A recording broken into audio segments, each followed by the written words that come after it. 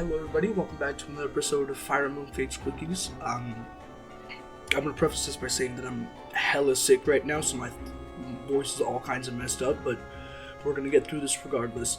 So, today what we're going to be going over is Chapter 16, Invasion. This is going to be the final chapter where we actually recruit units in a normal way. And when I say normal way, I mean like we recruit them on the map, and not through my castle or capturing. So this map's whole gimmick is that you have a goal. There's a pot of 10,000 gold, and every single turn that you don't complete the map, 300 of that gold disappears. This encourages you to play much faster than normal, and we're going to be trying to take advantage of that and try to go relatively quickly. I like to set a goal for myself on this map, and today's goal is going to be 10 turns. I'm going to try to beat this map within 10 turns. That's a pretty solid goal because you're going to end up with 7,000 gold, and that's enough to get a lot of stuff. What you have to do is, this map is like kill boss, but there is no boss at the start of the map. You have to talk with each of these 4 lancers. There's one here, and then there's one here. Each of them will have a short little conversation, but when you talk to the 4th one, he will disappear and be replaced by Shura, the boss of this map. You have to then defeat Shura to end the map. So what we have to do is we have to go around. Shura is always going to be the very last one of the green units you talk to, so you can use that to your advantage, I guess. Let's talk about Xander, who just joined. Xander is, I don't think I need to tell you, I don't think I need to put out a whole essay on why Xander is really good. He's just a great unit. Reliable access to physical 1 to 2 range, especially with the sword, and especially with B-rank swords. It's not something that you can just take for granted. He also gets plus 4 defense, as if his defense already wasn't massive enough without it. His personal is actually something I don't see people talk enough about. He gets plus 2 damage against full HP enemies, so if you can get him to 1 round, he just gets plus 2 free damage and plus 2 defense and res, which is insane. He's in Paladin, which we know is broken, and he's 1 level away from Defender, which is going to help out his stats. Funnily enough, one of Xander's highest stats here is his luck stat. If you put Xander into a class with high luck like Lodestar, you'll see that he'll have like 85%, 95% luck. It's kind of funny. Xander, we know that his issue is that his speed base is very not good. Thankfully, we have Charlotte here. She's the best physical speed backpack that this game can give, and we're going to take, at least in Conquest, and definitely at least for a backpack for a male unit like Xander, and we're going to take as much advantage of this speed backpack as possible, trying to get them to an S support as fast as possible. We promoted her into a Berserker, and so right now she gives 5 strength and 3 speed. Once we get her to an S support with Xander, she's going to give 8 strength and 5 speed, which is a massive amount of help for him. Let's talk about the structure of the map endings a little bit. So this map is split into 2. You have the left side boat, right side boat. Each side has two different lancers that you have to talk to.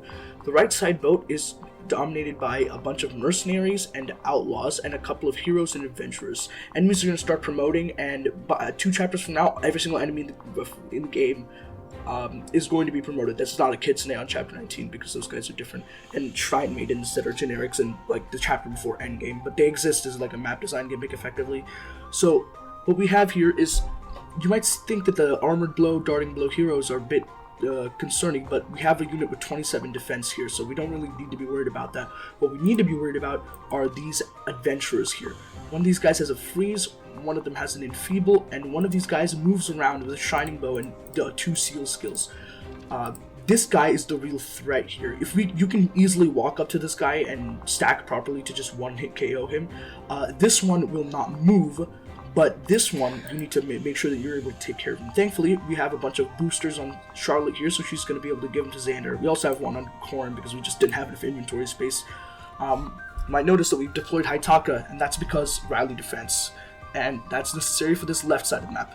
This left side of the map has some of the most scary generics you can possibly face at this point in the game. We have Certain Glow Berserkers with 37 attack. We have Inspiration Sorcerers with 35 magical attack, 14 defense, and 17 rest, which is really high. We have mages here that have seal defense, so they can tag team on you if you're not careful. Fighters with seal res. It's a whole thing. Something interesting is that this side of the map, these 2 guys have even-handed, And these guys over here, these guys have odd shapes. So I guess maybe the game's trying to ask you to approach them on different turns. But these guys already hit hard enough. They like if you're stacking to deal with them, then you're stacking to deal with them regardless of what turn it is. Basically, this is a do you have a really good mixed tank check, and thankfully we have Leo, so we do fulfill that check. With 23 defense, especially with the rally defense from Hayataka, he was going to be able to comfortably tank even the Berserkers and retaliate with a bunch of damage and kill them. We also have Laslow and Selena deployed here, and Keaton and Peri. At this point, we're just trying to do what we can to try to get people to S supports, and out of the main cast, the only people that don't have an S support yet are Jacob and Elise, which basically, I'm just letting you know right now, Jacob Elise is basically never happening. Benny is never going to get, was never planning on getting married to begin with, and we have Selena and Laslow, and then we have Keaton and Peri. Those are the only ones that are left. Okay. Yeah, let me just check to see whether there's anything I missed. Okay, there's a little bit of an effective weaponry thing going on here. You know, you can see Armor Slayer, Worm Slayer. So basically, just try not to send Great Knight Peri if you have her, and don't send Effie in here. She's gonna get bodied for more reasons than just than just the fact that there's an enfeebled guy with and some magic enemies. You really want to have this map be taken off by Xander. Actually, you know what? I can take this time to do a little bit of a lesson on map reading. When I say reading a map, I don't mean like reading the stats, though that is very helpful. What I mean is looking for patterns. In this map, there's some very obvious patterns. Conquest especially really loves using map patterns. The left side of the map, really, there's only 2 different types of enemies, and on the right side of the map, there's only 2 different types of enemies. And I say 2 different types because Hero is a mercenary promoted class and Adventurer is an outlaw promoted class. It's just easier to put it that way. So, and what is one thing that all of these enemies have in common? Well, here's a green, bows are green, swords are red, tomes are red, axes are green. There's not a single blue weapon using unit in this entire map. So what that's going to tell us is that if you're using swords or tomes, then you're going to be at a distinct advantage. And as you can see, a lot of the units that we deployed, in fact, every single combat unit that we've deployed, with the notable exception of Corrin, and even then I have the knowledge tome from Felicia equipped here, uses either swords or tomes. Laslow here is going to be using bows because he likes to use the 2 range to his advantage, but he still uses swords for when it's necessary. This is the kind of patterns that you can catch onto in a map, and you can understand how you're supposed to tackle this map. Okay, now that we're done with all the chit chat, let me just check to make sure. All right. Yep. Listen. The leader is not among us. Okay. So, oh yeah, it's still no justice time. Hell yeah, brother. Okay. So what we're gonna want to do is this side. There's 2 avenues of approach here. Something interesting you can actually do is you can fly a flyer out here, just around here, and then just talk to the Lancer at the same, all the Lancers at the same time. And if you have a reliable one round KO for Shura, then you can just do that. But Shura does have counters, so you just have to be really careful about it. And also, for that, we would really be forsaking this extra Heart Seal and this extra Master Seal that we really want to get our hands on, because there's a lot of our units that are still unpromoted or really want to have access to a Heart Seal, and we're definitely going to need that Heart Seal for Xander or Shura. Probably Xander. Okay, what we're going to do is, first of all, we're going to look at this side, okay? We have these axe guys. We're going to want to you want to turn on this range to make sure that you don't accidentally go into range of these guys. Also, when you're baiting this fighter, you don't want to go on this tile because it's also the tile where this mage and these fighters can attack. So just be careful about that one. What we're going to do is we're going to put Sophie right here. As you can see, if you look at this guy right here, Sophie doesn't quite one round, but thankfully, because I'm based like that, what we're going to do is we're going to move Sophie right here. We're going to have her equip the bronze sword. We're going to wait. Then what we're going to do is we're going to pair up Hayataka with her. Hayataka has a Hexlock lance. He's just not gonna get into combat. Now these guys have 14 speed and Sophie has 20 speed. She has enough to double them now. Okay, now on the top side, you're gonna want to do this the same, except mark the fighter range. This side is a bit harder to bait, but you can bait more than one at a time. What we're going to do is we're going to put Peri, we're just going to rally resistance really quickly. We're going to put Peri right here. She's going to equip the Eviscerate, and she's going to end her turn. Let me see whether... Okay, then what we're going to do is we're going to, because Felicia's here, Demoiselle Inspiration is active on Laslow. Laslow has a solid 20 res, 22 speed, 18 defense. He's doing just fine. We're going to have Laslow go right here, and we're going to have him rally just in case anybody needs it, which they don't, by the way, just putting that out there. Then Xander is just going to start chugging boosters. First of all, we're going to give him the Speedwing that we've been holding for a while. Then we're going to have him take this resistance tonic from Corin, because we don't want to have Corin be there. Then we're going to pair up Charlotte with Xander, and then we're basically done for this turn. We're just going to move around over here. Now, this is an interesting point here. These guys, the Steel Bow and this tile right here and this tile right here are very useful tiles to start baiting. You can use this tile to bait Enfeeble and these guys, but we're not going to do that. We're really just going to use this tile in specific to bait. And for those purposes, what we're going to do is we're just going to move Leo here, and we're going to switch, transfer Corin over. Wait, 300 gold is gone. As you can see, with the proper stat stacking, really, you can achieve anything you want. If you can do 0% growth, Mozu kills on endgame talk me, you can do anything you want.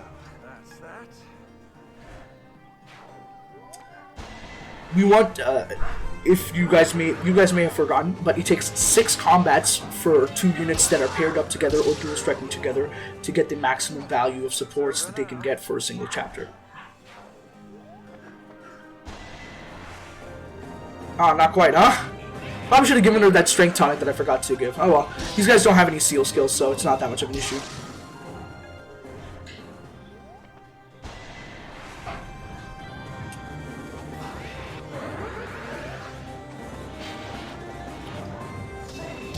Besides, after this turn, Leo's going to be heading over there anyway, so it's not too much of an issue. Here we go. And that's another reason. You see that? Keaton's still unpromoted. There's so many units that are unpromoted that we really want to have promoted. We managed to spare a Master Seal for Charlotte, but you know it's not always going to be like that. So you just want to try to approach these things as quickly as possible. Okay, first thing that we're going to want to do here is let me just check. I'm pretty sure these guys don't have any hand axes. So this entire area is cleared, and we got 2 combats out of it. Now what we're gonna do is we're gonna diversify our area, just our positioning, like down, move it down. What we're gonna do is we're gonna go over here. After the first turn, you really want to just have these guys range on the promoted enemies, because if you're out of range of the promoted enemies, you can really just get away with anything. But if you're in range of the promoted enemies, you're very likely to just straight up die. Okay. Now what we're going to do is we're going to go right here. We're going to equip the Pierce, and we're going to attack this mage. This is going to also trigger Bloodthirst, but that's not what we're after. We're just here to kill the mages. Then Laszlo's going to go over here. He's going to attack with the Haunts.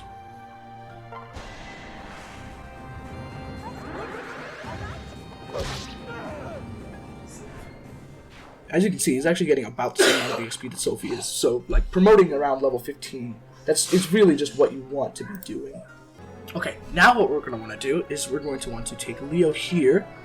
We're going to actually switch to Corin, and then we're going to attack this guy with the just hit forehead.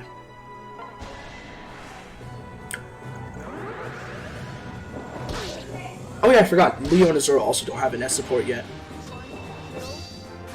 And also, obviously, because we just got Xander, Xander and Charlotte don't have an S support yet.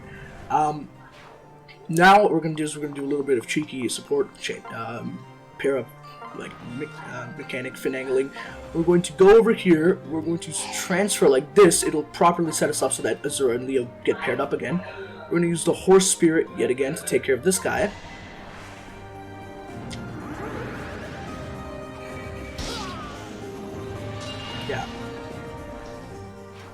Then we'll be using the Iron Lance to just take care of this one. Yeah.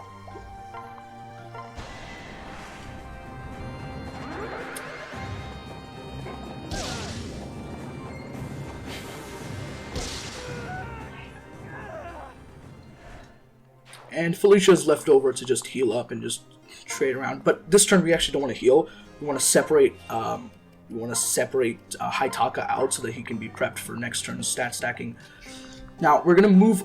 If you can stay out of this general range, you can really just do anything that you want with Xander, and it'll work out. Let's see, how much damage does he do? He does 32 damage to these guys.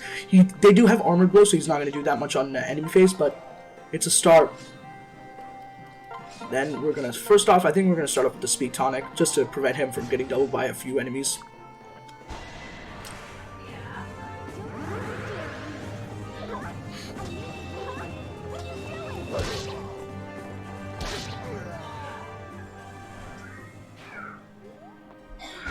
Yeah, even the Darting Blow heroes, even these promoted guys, really don't do anything.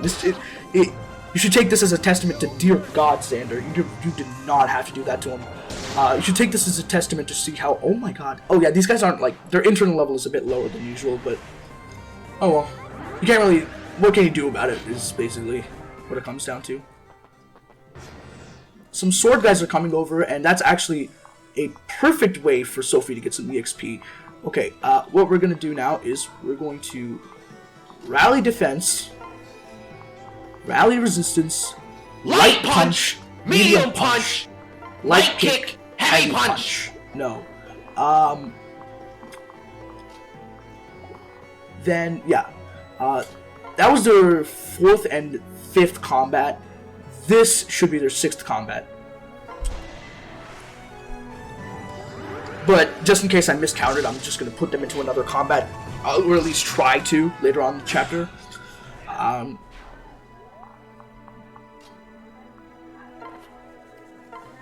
One hit KO, one hit KO. I think I'm going to go ahead and take this defense tonic here.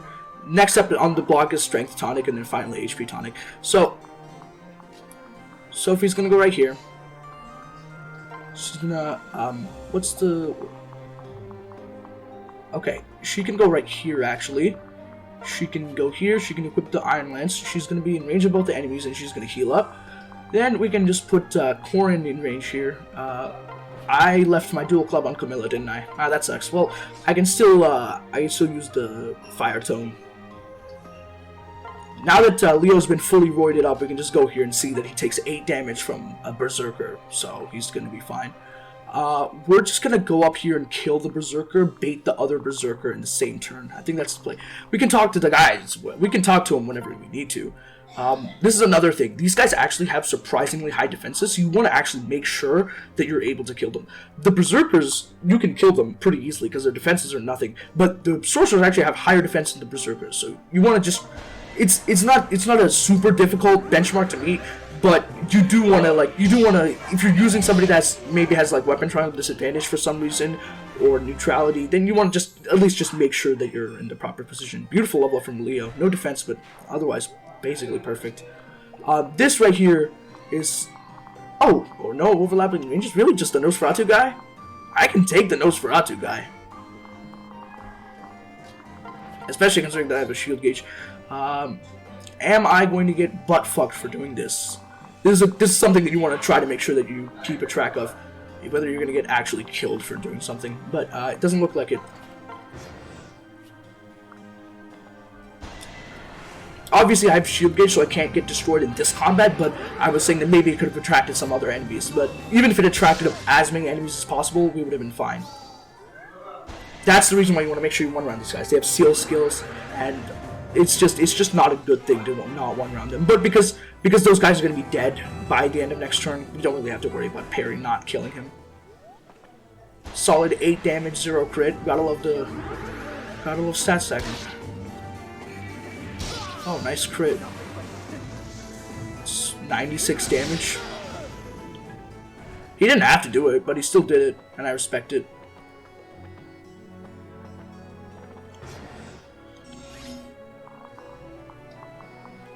Now these guys actually do significantly more damage, and this guy also has certain blows, so what we're going to want to do here is just actually just take this guy out. Actually, something to keep in mind, this certain blow guy right here, if you are not able to capture Kumagera, I would highly recommend capturing one of the certain blow berserkers. They're going to be very helpful on the next chapter. Okay, so it looks like they just fucking walked up and did nothing else. I don't really know why they would do something like that, but sure, go for it.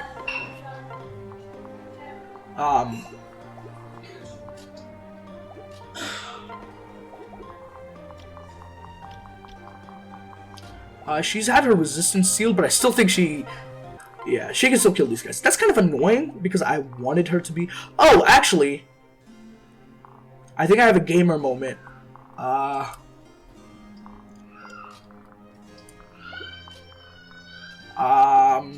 don't actually think I have a gamer moment available to me. That sucks. I was thinking maybe I could do some fancy footwork strats.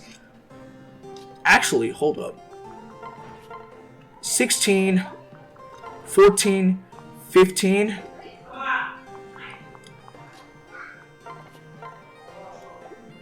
I'm just going to equip this sword, rally for fancy footwork.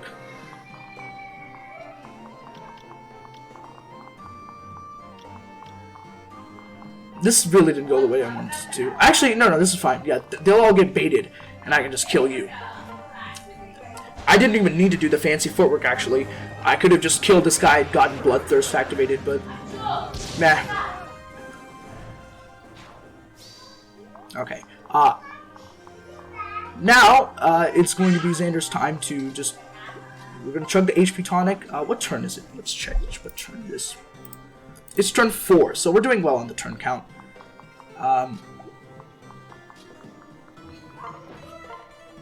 We're gonna go ahead and attack this guy with this.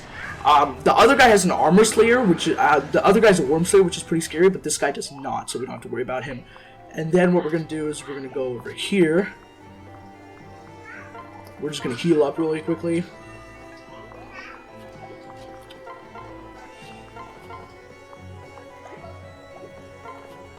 Ooh, that's kind of annoying. Does this guy kill me?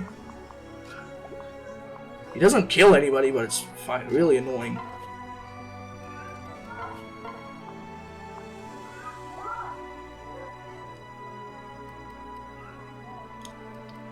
I think I'm gonna transfer over.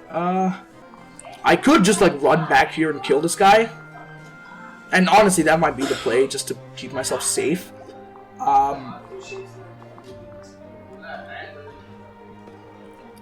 Actually, I think I have a better idea. No, I don't. I don't have a better idea.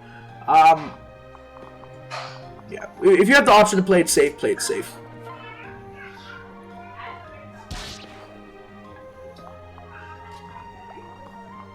This guy's a Fimbulvetr. I think I might be able to bait him actually with Sophie, which is kind of crazy, but sure, let's go for it. Yeah, this is what happens. This is what happens when the even-handed guys take over. But if you make sure to properly target select, you will never have to worry about these guys. Yeah, they just die.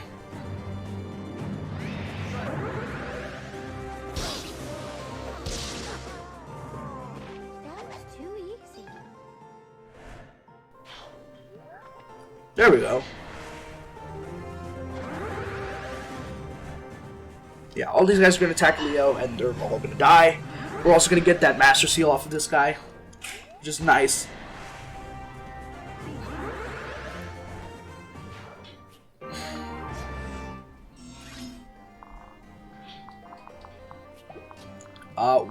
We've baited this guy. I think, again, I'm not sure about my calculations for how many support points I've given them. 1, 2, 3, 4, 5. Yeah, I can go right here. Just move. Who the fuck can even attack there? Oh, nobody. That's actually just the regular tile set. Okay. We're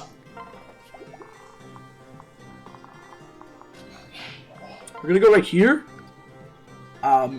We're going to have Laslow get this kill just to make sure that he's gotten all 6 of his combats in.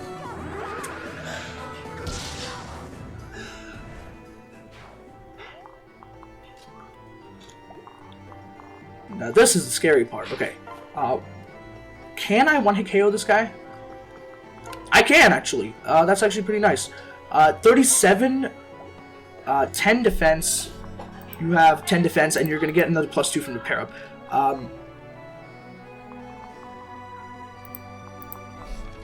So I can just, yeah, I can just walk in and kill these guys. Just to be a bit safe, and also because there's going to be one Shining Bow guy that attacks me on enemy face, I am going to rally resistance here. Let's go for it.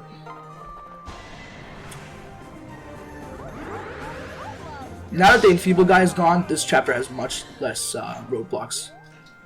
Much fewer roadblocks.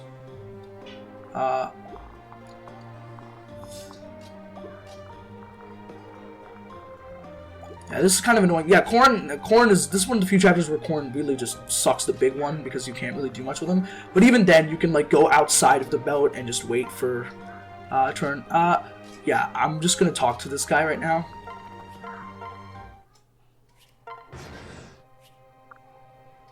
That was a free staff guy. If he throws me, then nobody cares because I'm still gonna kill this guy kill the adventurer on enemy phase, and after I killed the adventurer, only the hero's left, and who cares about the hero? That guy does fuck all.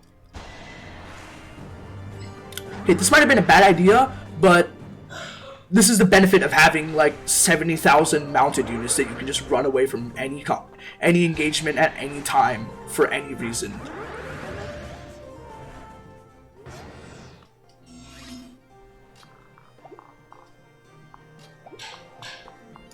Okay, I'm gonna send Leo back over. I'm gonna switch, separate out. Talk to this guy.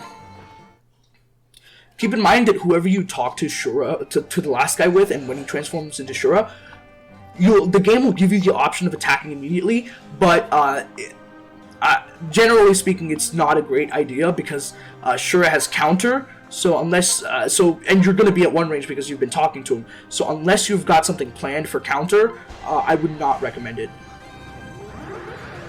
Oh, that's a nice hit. You didn't have to hit because, again, the Silver Sword guy did like 4 damage, and also he got his -2 strength. Okay, just stay out of this general range, and we should be fine. I'm going to go right here, equip a Bronze Sword, Vulnerary.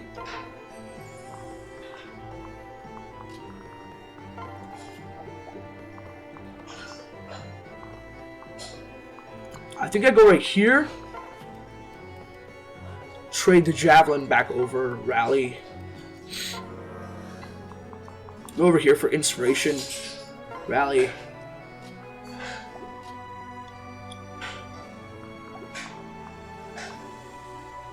Once these guys get baited over, I can actually do like a cheeky thing where I go in here, I talk to this guy. I'm not going to do it right now because that would be suicide. And then I hand axe. Oh, wait, no, I actually wouldn't be able to do that because I would just die. Can Gunter survive? You know what? We're going to find out next turn whether Gunter can survive the enemies. Yeah, this is what I mean. This is the most damage that you have to be worried about on this map with Xander. As long as you don't put him in range of both of them at the same time. Then he's gonna fucking die.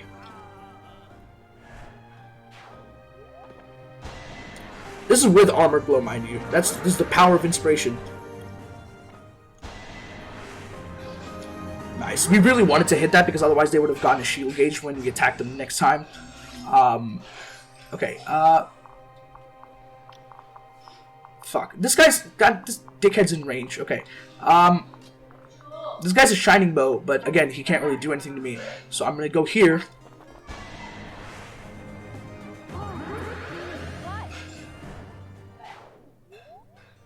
I think I over-prepped on this map a little bit. just maybe, considering I still have 2 tonics that I haven't used to begin with.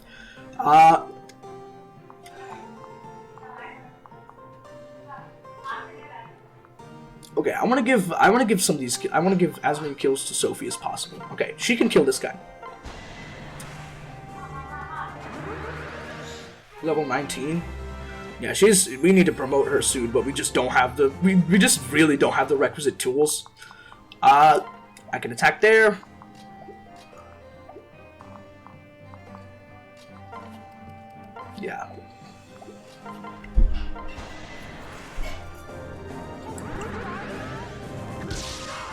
There we go.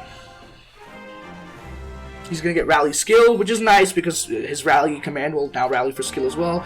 That level up was, you know, classic Laslow, where he just has really good bases, but then his level ups are shit. Go here. Yeah.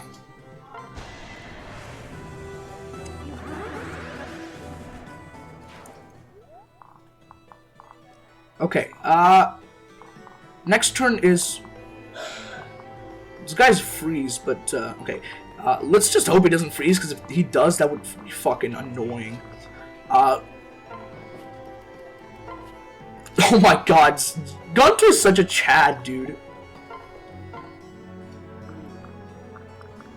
There we go.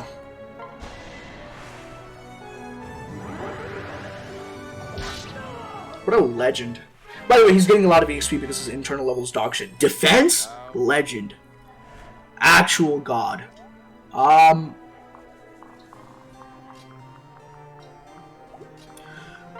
Felicia's also in the area with an Enfeeble, just in case we want to Enfeeble Shura to take him out. We're approaching our 10-turn goal, but we should comfortably be able to finish this map within that time. Okay, let's see here.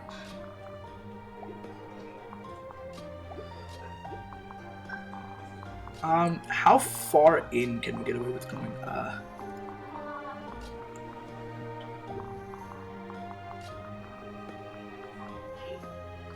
I'm gonna go pop this Strength Tonic and try to bait these guys, but I don't think they deal any damage, so they just ignore me.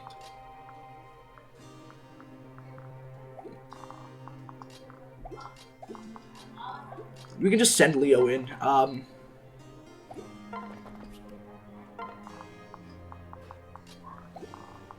I can switch here, trade the just hit forehead, and then attack.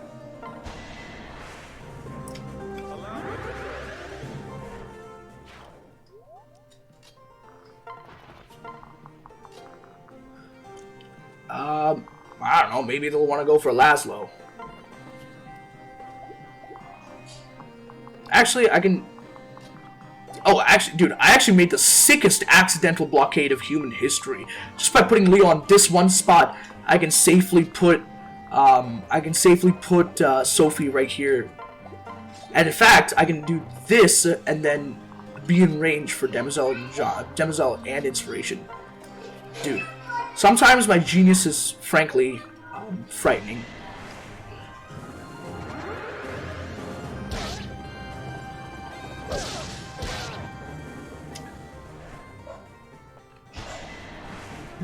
Yeah, she's just gonna take care of these guys, and then...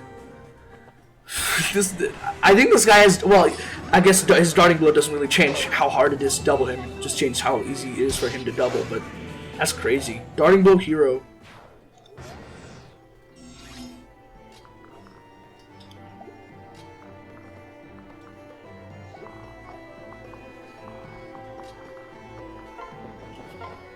So I think we're gonna lunge this guy out of the way.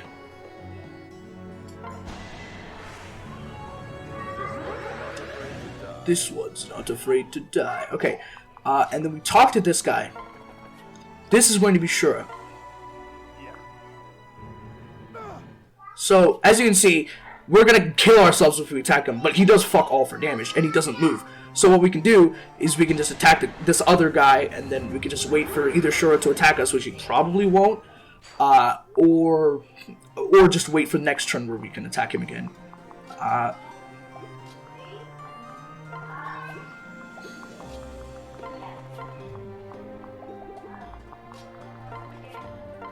Do that.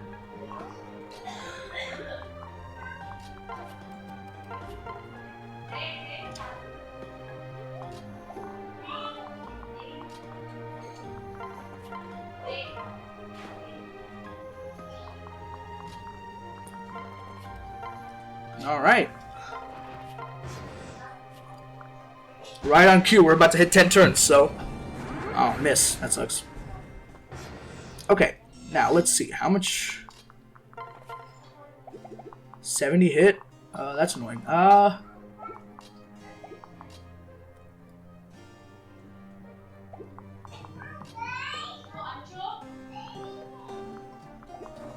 Okay, well, first of all, attack this guy. Kill him with Selena. Speed defense, not bad to level up. Okay, now, I think I have a plan. I don't know if it's a good plan, but I think I have a plan. So, here's the thing, right? Our hit rates against Shura are a bit scuffed. But, you know what they say about hit rates? Especially when you have dark mates on the field. Okay, so we go right here. Yes, we go right here. We wait. We go here. We transfer switch. Sing for Leo.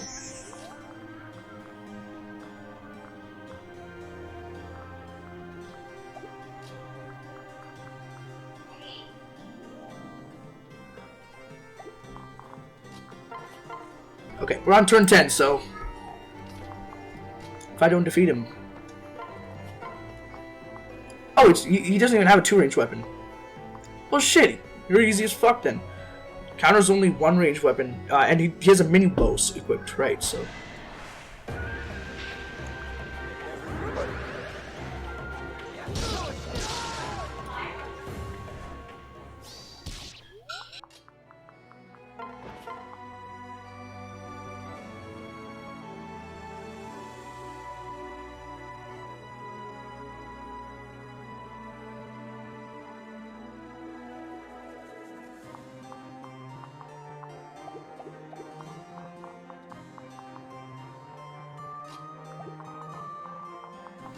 Yeah, the hit rates aren't great, but, I mean...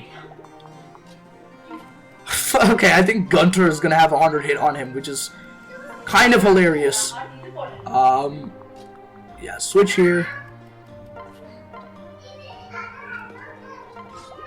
Nope, never mind. I was lying.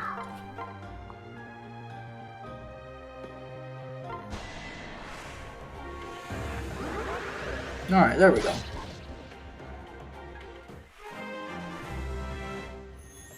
Magic skill luck. Not a great level up, but I guess I'll take it. And that is Chapter 16 Invasion done in 10 turns. MVP is Leo. 7,300 gold. Thank you guys for watching. If you did enjoy it, please leave a like. Oh yeah, before we did that. Kill Shura, yes or no? I wonder what we're gonna do.